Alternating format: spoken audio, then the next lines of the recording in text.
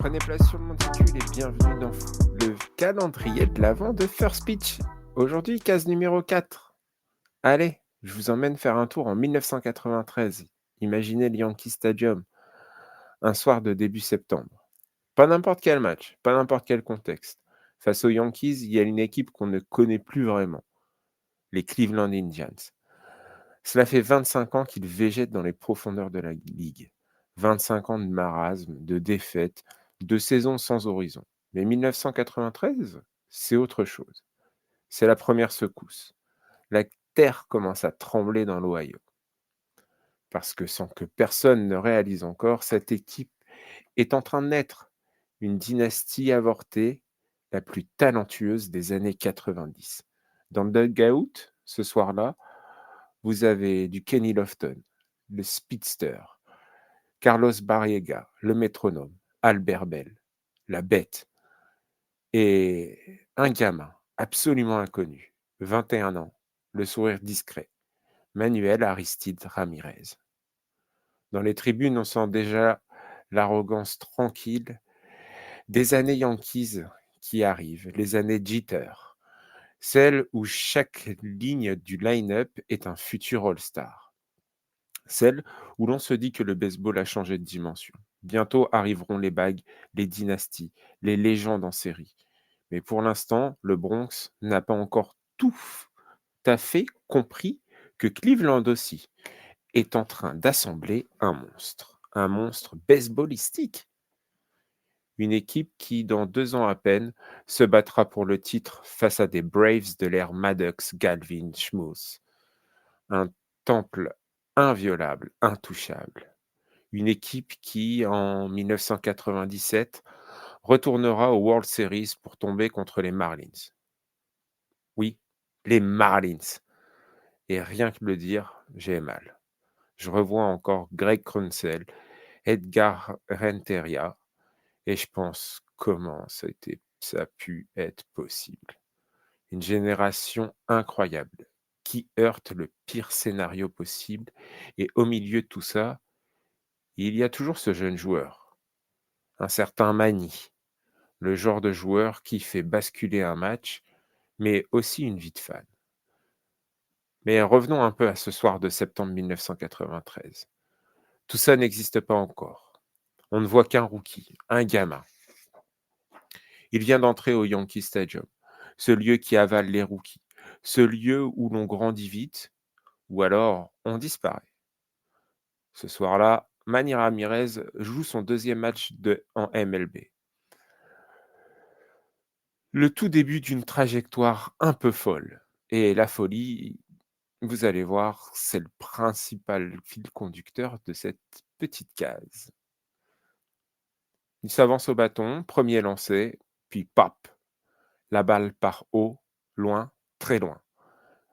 Elle rebondit une fois dans la courte warning track de la maison que le Babe a construit. Elle passe au-dessus de la clôture. C'est un double automatique. Sauf que Manny, lui, il lève les bras intérieurement. Il pense home run. Il trottine, zen, presque fier, le sourire aux lèvres, fait le tour des bases, jusqu'à ce qu'il voit son dugout exploser de rire, les bras qui moulinent. Manny, reviens, c'est un double, reviens. Et là, vraiment, on peut dire que le baseball vient de rencontrer sa comète. Ce moment-là, c'est un faux home run. C'est l'embryon, avant la naissance, de Manny being Manny. Pour comprendre Manny Ramirez, il faut quitter un instant le Bronx et les projecteurs, les stades bruyants. Il faut revenir à Santo Domingo, en République dominicaine, un quartier pauvre, chaud, vibrant. Et on y retrouve un petit gamin de 8 ans, avec un gant troué, une batte trop lourde, et un rêve beaucoup trop grand pour l'endroit où il a grandi. Un jour, sa grand-mère lui offre un cadeau inestimable, un uniforme bleu des Los Angeles Dodgers, le numéro 30 floqué dans le dos. Pour le jeune Manny, c'était la chose la plus précieuse en sa possession. Il ne sait pas encore que 20 ans plus tard, il portera lui aussi ce maillot des Dodgers. Mais déjà, il ne quitte plus cette tenue. Il dort avec, carrément. À 13 ans, sa famille migre vers New York, Washington Heights, un quartier dominicain dans le Manhattan des années 80, là où le baseball se joue dans la rue, sur les terrains en béton, dans les cages d'escalier s'il faut, à 2 pas du Yankee Stadium. Mais Manny, lui, il supporte pas les Yankees. Non, non, non, non. Lui, il est fan des Blue Jays parce qu'ils ont George Bell, Tony Fernandez, ces héros dominicains. À Washington High School, Manny devient une légende locale. À 17 ans, il frappe une moyenne de 650. À 18 ans, il envoie les balles qui ne reviennent jamais. À 19 ans, il quitte le lycée sans diplôme. Le baseball suffira. 1991, Cleveland le draft au 13e rang. Et là, tout explose. En rookie league, MVP. En single A, phénomène. Même avec une belle blessure qu'il traîne toute la saison. En double A, en triple A, un mur? Croyez-vous, il détruit tout. Joueur de l'année des Minor League en 1993. Donc, 93, les Indians décident qu'il est prêt à faire son saut dans le grand bain. Et c'est Welcome to the show. Le gamin de Santo Domingo entre dans le Bronx pour sa première série MLB. Cleveland, peut-être des belles années déjà. Cleveland, il y reste de 1993 à 2000. Et là, c'est une machine. Et une machine à fou rire aussi. À Cleveland, Manny trouve sa famille. Tom, Lofton, Barrierga, Bell, Vizquel, Alomar. Un club de jeunes monstres offensifs et de très bons joueurs. Et Manny frappe. Il frappe fort. Il frappe tout le temps. 31 home runs en 1995, 45 home runs et 145 RBI en 1998, 165 RBI en 1999, record de la franchise. Et toujours ces éclats de folie. Des fois, il oublie combien d'outs il reste. Il demande 30 000 $ à des journalistes pour s'acheter une Harley. Il utilise une batte cassée et frappe un home run avec. Il confond O.J. Simpson et son coéquipier Chad Oliega dans le Bronco blanc sur l'autoroute. Vous vous souvenez? Cette fameuse course-poursuite. Il prend la batte d'un autre joueur sans lui demander. Il se présente à un match avec un pantalon 5 fois trop grand. C'était celui du bullpen catcher. Un jour, en spring training, il décide de voler les clés du bus de l'équipe et part avec.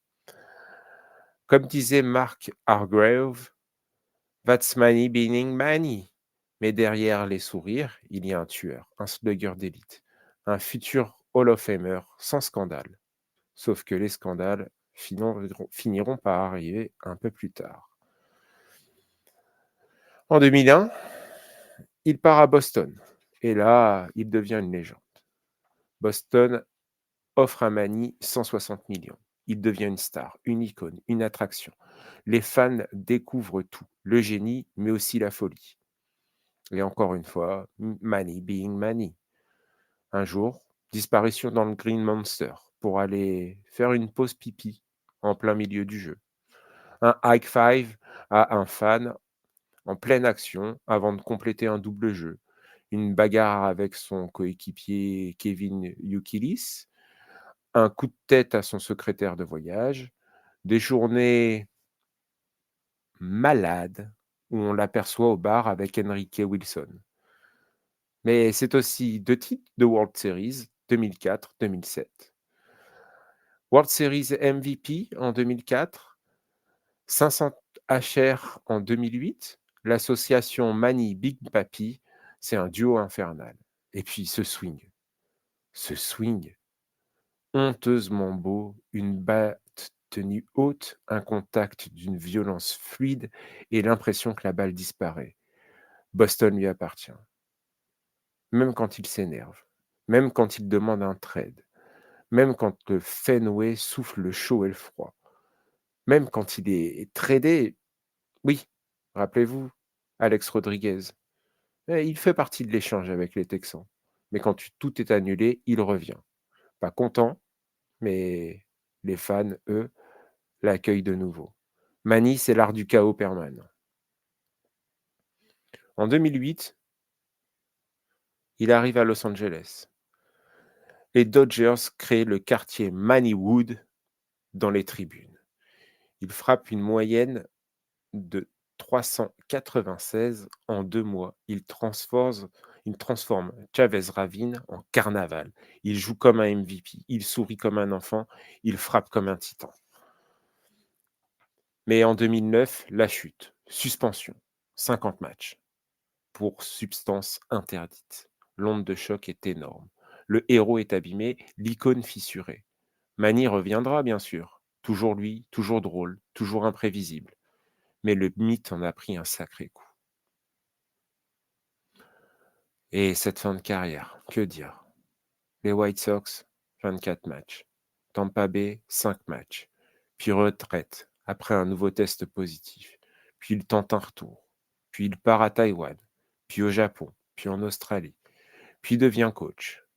Partout, les jeunes disent la même chose. Il nous a appris à frapper. Parce qu'au-delà des bagues, Manny est un génie du hitting. Un savant fou, un moine du swing, un obsédé de la mécanique. Il vivait pour frapper, pour entendre ce bruit du bois qui craque. Statistiquement, Manny, c'est 555 home runs, 21 Grand Slam, c'est le 3e all-time, 29 HR en post-season, record MLB, une slash line de 312, 411, 585 en carrière. 12 fois All-Star, 9 Silver Slugger, un hitter du top 10 all-time. Oui, vraiment, c'est dit. Mais Manny ne rentre pas dans le cadre. Il déborde, il dépasse. Il déborde, tout simplement. Vraiment. C'est un paradoxe vivant. Le clown et le tueur. Le distrait et le savant.